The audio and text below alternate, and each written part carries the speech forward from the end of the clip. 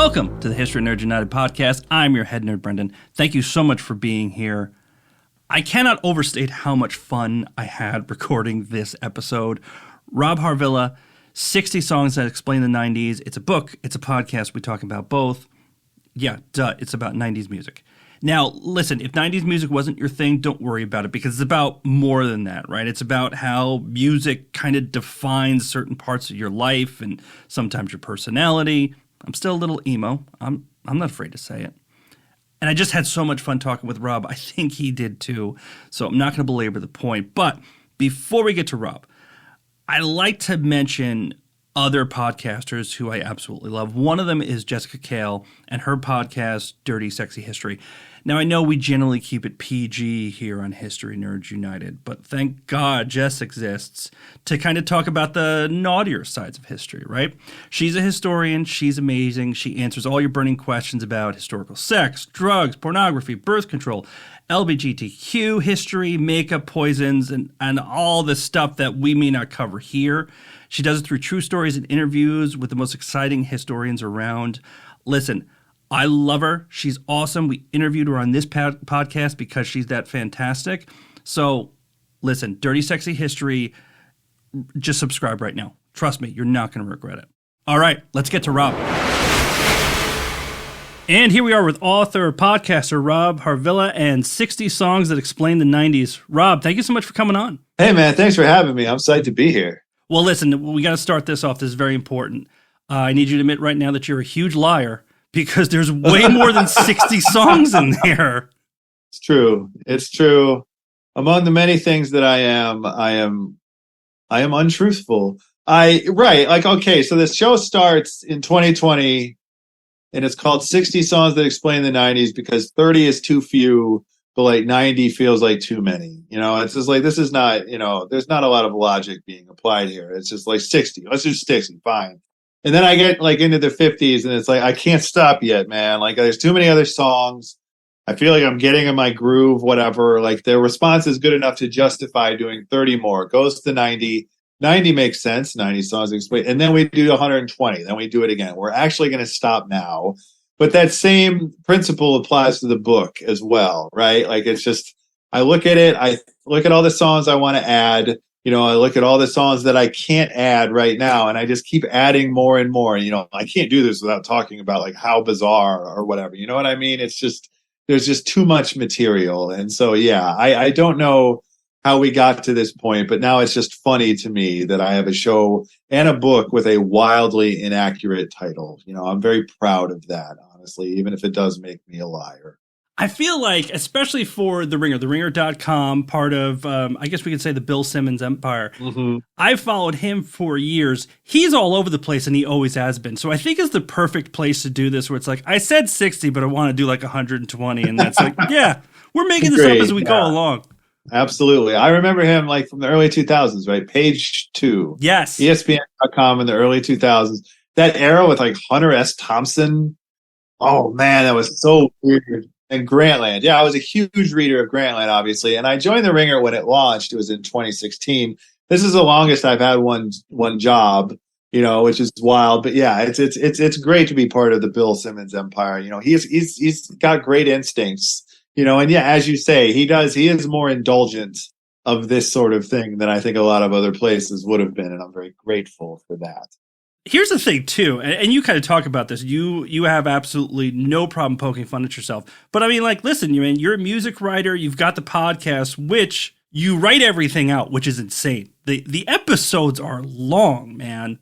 They are unnecessarily long. They are averaging 8,500 words at this point. They started out, it's so funny. The first episode of the show was like 2,000 words, maybe. But then by the Pantera episode was over 10,000 words. I will never be able to explain that as long as I live. We got it down a little bit, but man, it is gratuitous, I'm going to say, being a podcaster, I know people are like, don't go on too long. And I look at an hour and 20 minutes and I'm like, Rob's losing it. But then you listen to the episode like Chumbawamba, right? There is no good reason I should be interested in anything around Chumbawamba for an hour and 15 minutes. But I listened all the way through. Oh, well, that's rad to hear. What's so wild about them is how daunting their back catalog is. Because there's like 50 of them at some point. It's insane, and like for so many people, like it was just a thunderbolt that appeared and they came out of nowhere and people had no idea that they had whatever they had, 8, 10, 12 records. Like that rabbit hole is so deceptive in particular. Yeah, that was a weird one and sort of counterintuitive. I didn't expect that to be a crowd pleaser necessarily in the same way as, I don't know, like a Nirvana or a Pearl Jam or whatever. But I'm glad. That's a great response. If you didn't think you wanted to listen to an hour and a half of them, but then you were okay with it at the end. That's a great response. I appreciate that. Now, it still comes in behind the Green Day episode, but I don't want to get into that yet. We'll get to there. Okay. What I find funny is, though, like you're talking about writing all this stuff.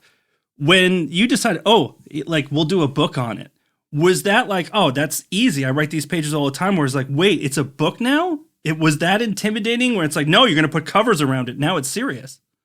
Oh no, the actual putting covers around it being an actual physical object is I still can't wrap my head around it.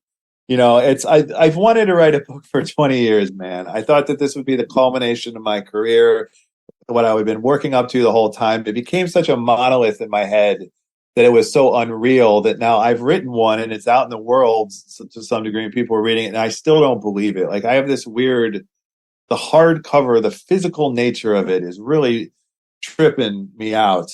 At least I'm going to write a book based on this podcast scripts. I have literally 600,000 words of raw material if you add all the scripts together. And what immediately emerges, I can't just put those in a book and be done, right? Like I have to radically, severely condense this material into a readable and coherent form. I do think it was much easier than writing a book from scratch, but it was not as easy as I wanted it to be or that I thought it would be. But what the challenge that came up that I really got into was taking these scripts and taking my favorite parts and taking like the most salient points that I was trying to make and putting them all together and then figuring out how to group them together and how I can get songs interacting with each other that don't necessarily always interact with each other, across genre lines, across the time span of the 90s. Like 1990 feels so physically and spiritually different than 1999.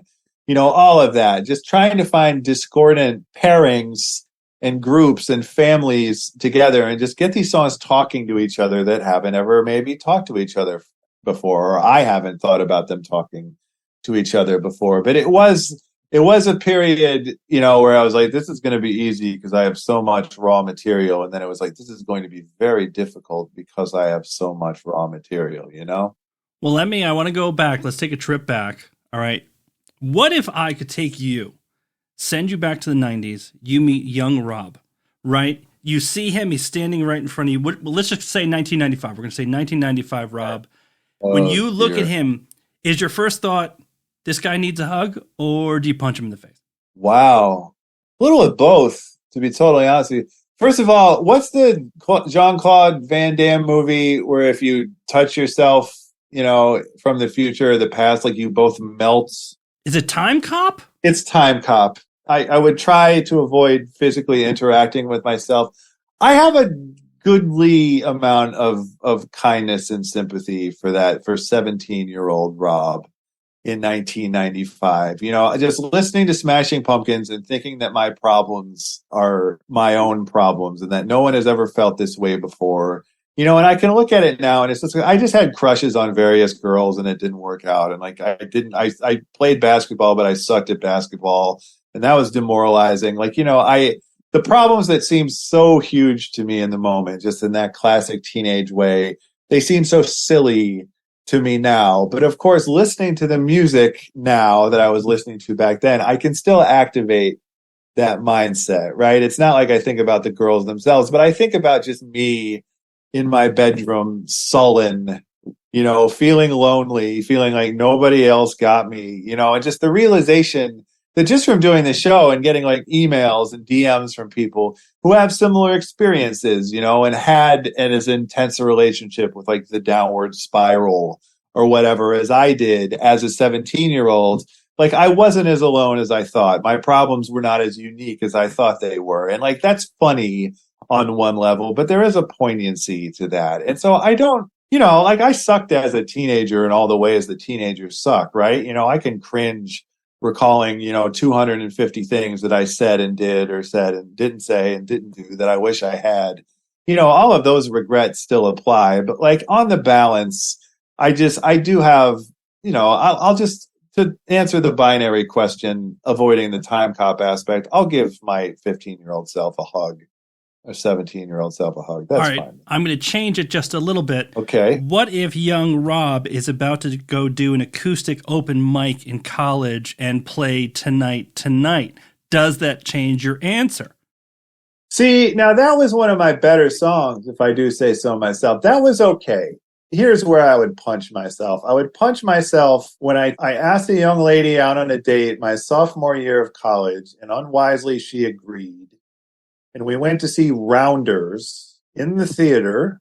That's like a Ringer core movie, right? That's like the Ringer movie right there. So that's... Oh, yeah. And then oh my God, I took her to open mic night where I was playing. Oh. Oh my God, it's so dumb. It's like full body cringe, right? I would punch myself in that moment. And I think I tried to play, maybe I played Tonight, and hopefully that went all right. I tried to play Every Breath You Take by the Police, and like the chord, there's a chord or several chords in that song that I could not like make my hands. It's very hard to play that song. It's very hard to play and to sing. And so like I bombed. Not only did I take a girl on a date to open mic night, but like I sucked at it. Like I had to abort a song in the middle. I would punch myself in that instance, and maybe only in that instance. But I would for sure punch myself for doing that. But damn it, that's still guts though. You got to have guts to pull that on a date. Guts is one way of describing it. Yeah, okay. Yeah, all right, guts. Yeah, we're going to move on to the next question because I'm starting to relive all the times that I wanted to punch myself. Yeah, no, that's the thing. That's the danger of this exercise, is I get other people cringing about their own shit. And I don't want that, truly, for you or for anybody. Well, let's do something a bit happier, right? Because your book definitely made me think this. What is the first album you purchased with your own money? And because we do have a couple of younger listeners, what format was it in? Right. I always love this question, but it's always more complicated than you think it is. Because, like, okay. The first album that I think I asked my parents to get for me when I was a real little kid was Wham! Was whatever Wham! Record had Wake Me Up Before You Go on it. And so does that count as... That's not my own money, though. Okay, so, like, I think the answer is actually Bon Jovi's New Jersey. Or like that's very early. And the big thing, this is like 89, I think. And the big thing is what I really want is Appetite for Destruction. I want Guns N' Roses. But wisely, I understand this. I respect this decision. They're like, no. I'm 10, 11. It's like, Robbie, you can't have Guns N' Roses. Like, fine. New Jersey. And it was great. I love that album so much. I had Def Leppard's Hysteria around the same time. That was probably my own money. We're probably in allowance time there. You move on from there to like MC Hammer, Vanilla Ice. You cross over into the 90s, Technotronic, CNC Music Factory. A lot of those were probably my own money. There's not like one definitive one. And I wish I had the memory of like walking into the store, like slapping down my hard-earned, given to me by my parents, $10 bill. I don't have that concrete a memory, but those are the tapes from around that time. It probably was a tape. And that's what I was into. That's what Robbie was into when he was 10. How about you? I remember vividly, it was my money from working at McDonald's. I had a summer job and then I worked at McDonald's. Oh, okay. And I remember It was two. I bought two. It was Offspring, Smash. Yes. And Live, Throwing Copper. Wow, that's fantastic. That's so fantastic. You don't need anything else in 1994. I wonder if Live has even come up obliquely, and it's weird if they never come up at all, because that record was so huge. Like all of that record. White Discussion, man, that is a fantastic closing track, for a 90s album. That's a great twofer. That's an awesome first two albums with your own money. Yeah, no, I think I did pretty good. The next few there might have been some questionable things in there, but we don't need to go into that. Yeah, it's just sometimes we're good, sometimes we're bad. I mean, live though, and especially throwing Copper, it's at the same time when you look back on it, some of it is really overwrought. Like he took himself very, very seriously. It was a very 90s thing, but damn, Yeah. like you go back and listen to it, I'm like, oh, I'm back. I am back in my bedroom thinking about how deep his lyrics are. Her placenta falls through the floor. It's deep, man. That the spirit of the dying goes in the bed. Oh my God, it's beautiful. It's amazing. He takes himself very seriously. There was like an article from like a year or so ago about how that band is like, just collapsed because he's such a dick to everybody else, over money and over, the spotlight or whatever. And there's this, that I have a sense that like that got really ugly, I think because he takes himself so seriously, but that's why they were so good to begin with, is that he did take himself so seriously. Now, Rob, this is going great, but I do have a bone to pick with you, all right? That's fine. I need to know this. I had 3 bands that were like that. Like if I have to define myself by 3 bands, I know those 3. All right. One of them is in the book, just kind of a quick reference. One of them gets a good section, but one of them is completely missing. Wow. How mad am I allowed to get on a scale of 1 to 10 that one of them is missing? How personal can I take that? You can take it totally personal. You can be a 10. That's fine. I like intense. I like passion. Like I love suggestions truly, and I love suggestions even when they're phrased as like accusations or like, obscenities. It's cool with me because this is coming from my own place of like overwrought passion for the stuff that I love, right? Like I get it. Like of course I get it. That's the entire point of this enterprise. So like give me one is squarely in there, one's barely in there, one ain't in there at all. That's what you're saying. Yeah. Okay. What's the one I got?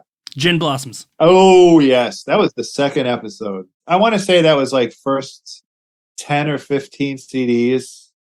You know how you can like your first CD, maybe your fifth. Like for a while, like you can keep your whole CD collection in your head. But then it gets a little too big and you can't. Like that was early on for me. New miserable experience. And now like that's an important one. That was the second episode I ever did. I wore that cassette out. Oh man, it's so good. It's so good front to back. And they're one of the bands like you can go see them like tonight. The one that you did not mention, which we'll get to. We'll save that for last. The one you did not mention, all 3 of them are actually still making music, but most people probably don't know that, which I'm cool with. It makes me feel cool. Okay, no, there's plenty of people like that. I'm gonna guess Everclear. Is it Everclear? No, that would be one.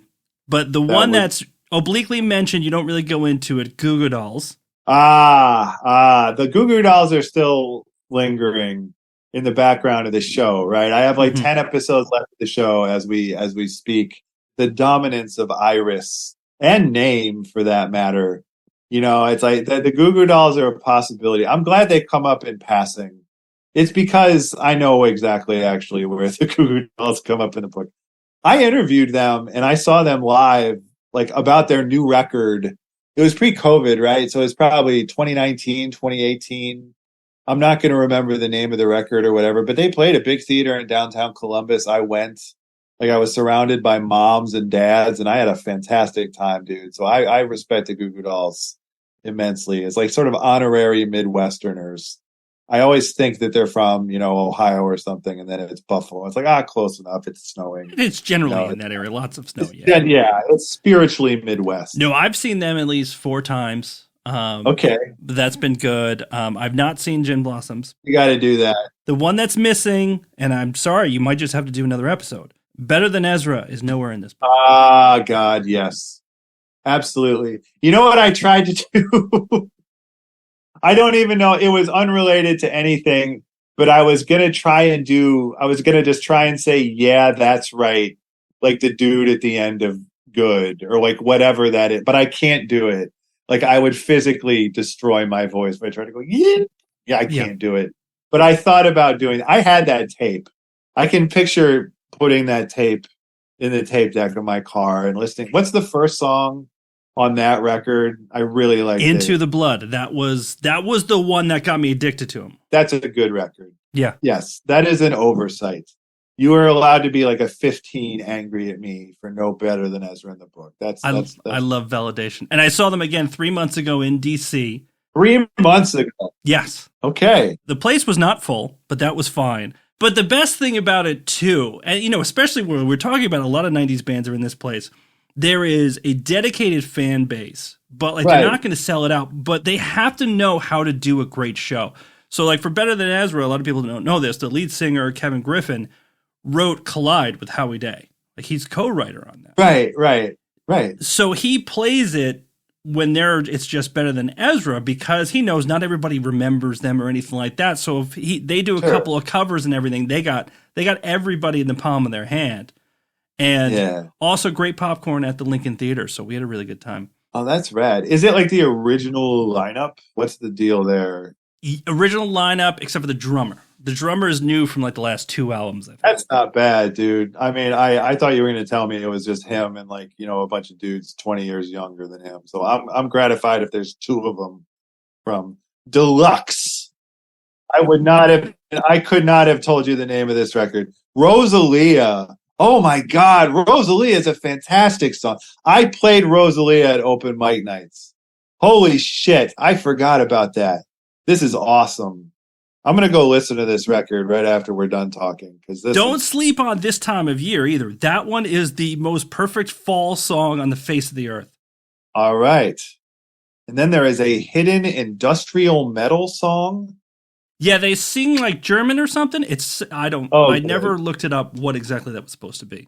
But yeah, now I'm being a total pain in the butt, and I'm sure I'm not the only one. But you seem like the type of the guy that you'll take it a little personal when somebody's like, you don't have this in the book, and you're like, damn it, I should have that in the book. Like, how do you even decide how to do this? Well, it's arbitrary as hell, man. This is the thing. This is how I get a show with 60 in the title and I end up doing 120 episodes of it, right? Like, I massively underestimate the size of what I've even claimed to be undertaking, right? And I certainly, if you would have asked me in 2020 if I'd still be doing this in 2023, I would have said, I would have worried that I would have burned out on it.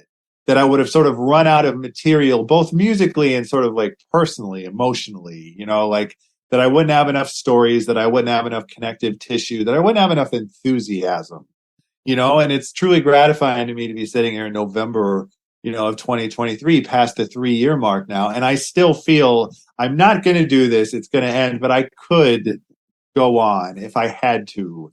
And I think I would bring hopefully the same enthusiasm that I brought, to the first 30. But I genuinely, it's my favorite feeling. The Rosalia feeling is my favorite feeling in the world. In all honesty, like a song that I've forgotten about. I played that song at open mic nights. And I have done it on the podcast. I tried to physically remember every song that I could. And I never had that one. And like that was part of my repertoire, dude. I could have played that for that girl during that awful date, and it's like that's such a good song. I'm so glad that I remember that song now. Thank you. I mean, it's a deep cut. It sounds like it's not quite fully rock and everything like that. So you're going to have to do at least one more episode. I'm sorry. That's fine. Well, I've got 10 episodes left, and I know what those episodes are, but like, there is an arbitrary fluidity built into this. Like Portishead, which I think is the current episode, like they were on the bubble for a long time. And finally I pulled the trigger and I'm very glad that I did. But like I reserve the right to just make wild, arbitrary, random, impulsive decisions. That's the whole point of having a show, in my opinion.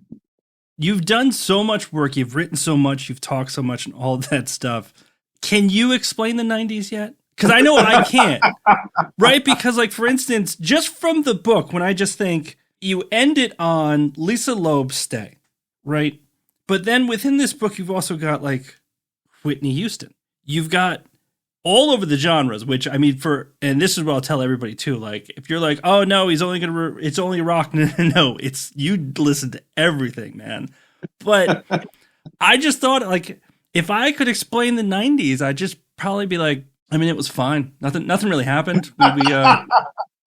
Right? You have the 80s. I can explain the 80s. I can draw a picture of the 80s. That's easy. Then you get to how would you explain the 80s? Maybe that'll help me explain the 90s if you explain the 80s. Big hair, glam rock, great music, terrible fashion.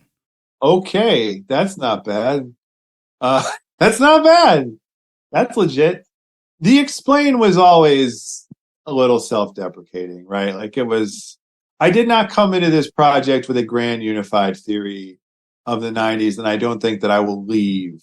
I don't think I will exit this project any closer to that. It'll be one of those things where my conclusion will be that no conclusion can be drawn. It's so funny. Like coming at this now, the 90s does seem, like this utopia in terms of like world events or whatever, but that's all your perspective, right? Like, I think that what's true about the 90s is you didn't know as much about what was going on with other people in other parts of the world that you do now. Like, it was as bad in many ways as it is now, but you were just blissfully unaware of it because you didn't have the internet. I think every time I start to talk about the 90s as a distinctive unit and try and explain the 90s to people alive in 2023, I come back to this idea of it being immediately pre-internet, right? Like the internet exists and like the cool or like the most tapped in people are on it from like whatever, the mid 90s on, but it's not the monolith. It's not where we all live the way it's where we all live now. Napster is around in the later half in the last few years of the 90s, but Napster does not destroy the music industry really until the early 2000s. Like this is the last decade where MTV has the total dominance that it does, that radio, whether it's hip hop radio or alt rock radio, has the dominance that it does. Like this idea of the monoculture is maybe a little bit of a mirage, but like it sure did feel in the 80s, among the big hair and great music and terrible fashion, like everyone was listening to Prince, Madonna, Michael Jackson, and Bruce Springsteen, right? But I always say that because of MTV, but I do think that there is no MTV equivalent now other than just the internet. There is this atomization that makes it hard to explain the 2000s or the 2010s. But so the best way I can explain the 90s then is it's like it was a deceptively peaceful and serene time, mostly because we didn't have the internet yet, really. Oh, that just obliquely reminded me that I had a beeper. I never did. And I don't know why. I guess I was, how old were you when you had a beeper? Maybe 16. I only had it, I think, for like 6 months. Oh, for younger people, you used to have this device that somebody could call a number and then your number would be sent to this little box that you probably kept on your belt because you were a dork. And it would beep and it would tell you the phone number of the person that beeped you. Yes. It was like a really weird primitive texting. Like, did you have enough people calling you that this was something? No. Okay. I mean, it's fine. You can lie to me. I mean, you can totally convince me. I was working at McDonald's, right? I had friends, but like everybody, I had like 5 friends that I actually like hung out with. Right. And it was usually all together anyway. So it's like, who's calling me? Except my mother to say, where the hell are you? Right. They just call you at McDonald's. Mm-hmm. There weren't enough people calling me for me to justify the beeper, and it did seem cumbersome. Like, and all the beeping just seemed disruptive. 6 months, huh? That's all. Did you just get a cell phone at that point, or did you just chuck the whole idea? I just chucked it. I'm like, what am I doing? Sure. No, I get that. I guess I am sad I never had that experience, just for the cultural experience of it all. Oh, well. I can promise you missed absolutely nothing. I guess so. I guess you're not really selling it, as a necessity. So yeah, maybe I missed a bullet. Okay. If I could get you an interview with anyone from this book, living or dead, anyone. Oh, God. Who would it be? You got to pick one. I'm not even giving you 2. One, just one. I decided pretty early on that I didn't want to interview like the artists, right? I wanted to interview other journalists, podcasters, authors, fans, right? I wanted to come at it from that perspective. And even if I did interview an artist, I wanted to interview them about like somebody else's song. Open Mike Eagle, the rapper, It's come on a couple times. They talk about the Breeders. They talk about De La Soul. Like, so it's not necessarily the kind of book where I'd want to talk to somebody about their music, but I will pick somebody to do that, and it's Mark Sandman, who is the lead singer of the group Morphine. I can justify doing an episode on anything, any song, that I want, really. But like Morphine has always been like on the bubble of like, I don't know if I can come up with enough material or sort of justify this. But like they're a band from Boston. I don't know if they were jazz necessarily, but it was like Mark played like a bass that had, I think, 2 strings and a drummer and a saxophone player. And they had this very smoky, like noirish sort of sound. And I think he was sort of a poet, fancied himself a little bit of a poet, but I loved those records so much, like Cure for Pain, Like Swimming, and The Night. His last one was The Night, and that was late 90s, right? 98, 99. And then he died. I don't remember the circumstances, but he sort of dies tragically. And you're left with this record, The Night, that is so beautiful. And it's one of those records that feels like posthumous almost. Like it has this eerie sort of mourning quality to it, even if it didn't start out that way. And it's like that's always music that was really important to me when I was a teenager, and they're not resonating, in the streaming algorithm or whatever the way, the Goo Goo Dolls are, certainly. Whenever I mention them, like somebody's like, oh yeah, I love them. Like they're one of these bands has still like a secret handshake sort of vibe to them, which is something I really cherish even now. And so the question of what I would talk to him about is open, like it would just be Chris Farley talking to Paul McCartney, like I would just be gushing or just even more inarticulate than I ordinarily am. But like, that's a band I really wish I had seen live. I never did, and I really, even now, even with 10 episodes left and all these songs I still want to do, there's every chance I could wake up one day and just be like, I got to do this because I love this band so much.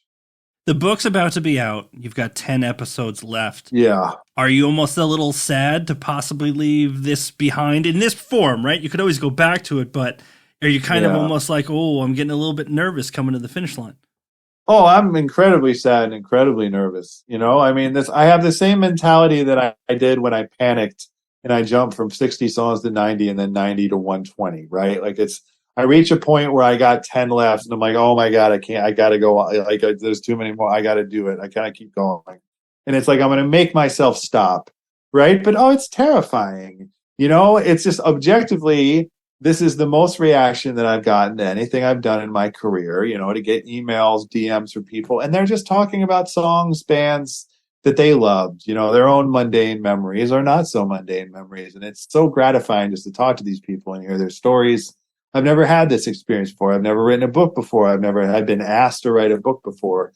Like, I'm terrified to leave this, and I know that I'm going to do another show, another podcast, and I don't want to do another book, and whether they're connected or not, I don't know. I don't know what concretely either the podcast or the book is that I do next, and I guess the first decision I have to make is like, do I do X songs that explain X, right? Do I keep the same format but apply it to a different decade or like a genre or whatever? Or do I try and do something completely different?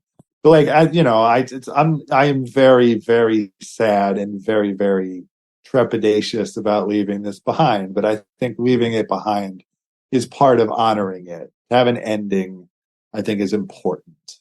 I mean, it kind of highlights too just how hard it is to define the 90s, right? Because if you're saying like X songs that explain another decade, it does feel like these other decades are a bit more defined, whereas the 90s is almost ignored in a lot of different ways. Like it feels skipped over, or maybe that's just my perspective. Huh. Because honestly, you get to the 2000s and it's like September 11th, that kind of defines everything, right? Of course. All of these things. So then before that, right, you had the 80s, which Lord knows there's plenty of stuff done on the 80s. Probably too much. That's right, I said it. Probably too much. Yeah.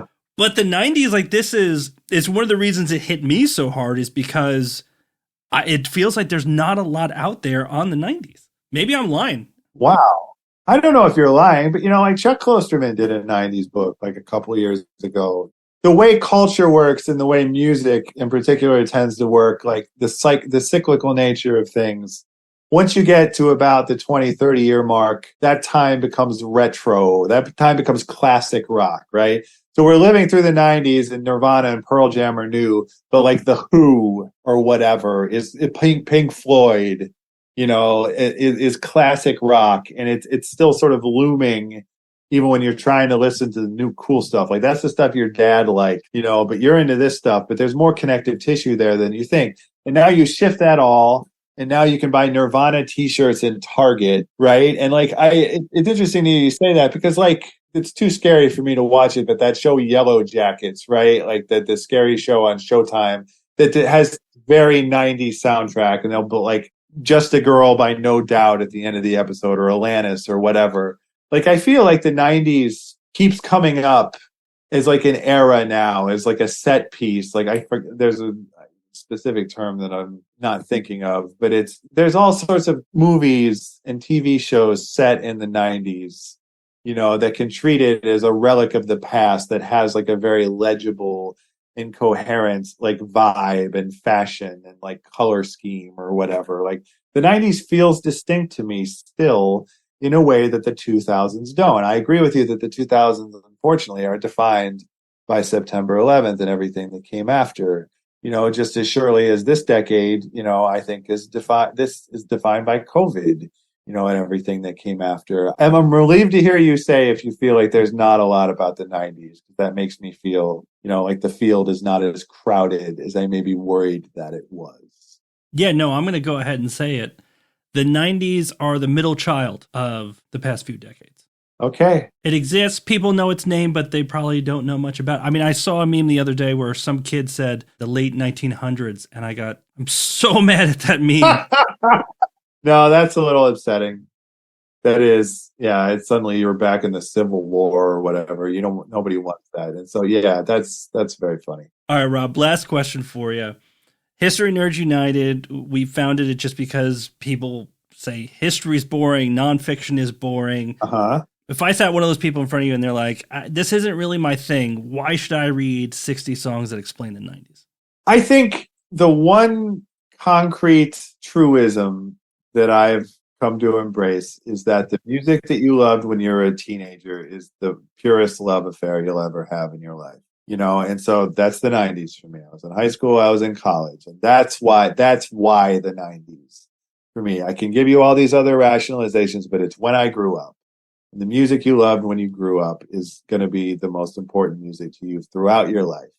And I think that's true if you were born in the 50s or the 2010s, right? And so even if you don't know these songs intimately, if you don't know the decade at all, if you weren't alive for it or you didn't care about popular music while it was going on, I do hope, my hope is that like by me telling my stories and sharing, my overwrought passion for these songs in real time when I was 17, that'll get you thinking about when you were 17. Or if you are 17, that'll just get you thinking about yourself some more right now. But that'll activate, your passions for whatever music is most appropriate to you, whatever time, whatever era is most appropriate to you. My hope is that the idea of loving music as a teenager and that being a very specific and very intense and sort of undeniable love affair, that is universal, even if you don't know the 90s themselves at all. Rob, the book's awesome. The podcast is awesome. Thank you so much for coming on. Hey, man, this has been awesome. I really appreciate it. Thanks so much for having me. It's an honor. And that's it for this episode. Rob, thank you so much for coming on. 60 Songs That Explain the 90s. Get the book. Download the podcast, listen to it. Also, go ahead and listen to some 90s music. Get back in that groove. All right, until next time, hit us up. Instagram, Twitter, Facebook. Take a look at the new website. Until next time, nerds, stay cool. History Nerds United.